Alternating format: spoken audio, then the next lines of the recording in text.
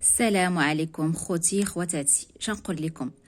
انا نعطيكم شهاده على زيت باتول للتساقط وزيت باتول للترطيب، ولكن قبل من داك الشيء نقول لكم بانني صراحه الجروب د انابيلا كنحسبوه في حال عائلتي، لهذا اي حاجه كنبغي نشاركها معاه.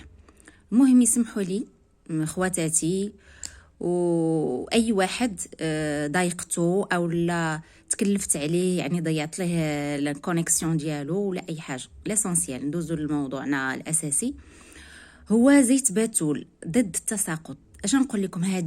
درتها تاني مره، ها هي القرعه باقا عامره، تاني مره درتها. وش نقول لكم؟ شعري كان كيطيح ليا بالكبات، الكبات عرفتي شنو هي؟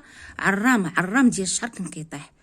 وهذه تاني غسله باش درت هاد الزيت ديال ضد التساقط، شعري ما بقاش كيطيح. راه تفاجأت صراحه، لان اش نقول، كنقلب على الشعيرات وحده بوحده كنجمعهم قليل قليل قليل قليل بزاف. وهذه تاني غسله.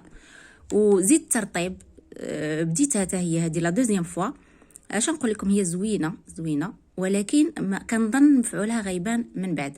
غير ليسونسيال كندير هذه قبل من الغسيل بشي ساعتين د المكانه ولا حتى اكثر باغفوا، وكنغطي راسي، كنغطي شعري بداك البلاستيك، داك الغلاف ديال الشعر، وكنغسل بالصابون ديال، راه دابا في الحمام صابون ديال بشامبوان ديال الثومه، واعر ما فيهش ريحه الثومه، واعر غزال افيكاس.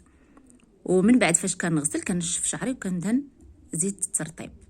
واش نقول لكم؟ مهم زيت باتول البنات والولاد والرجال خذوها على حسابي، زيت باتول ضد التساقط هاك افيكاس، هي وشامبوان ديال الثومه واعرين. بالنسبه لزيت الترطيب اكيد يكون مفعولها بالتدريج ان شاء الله وباذن الله.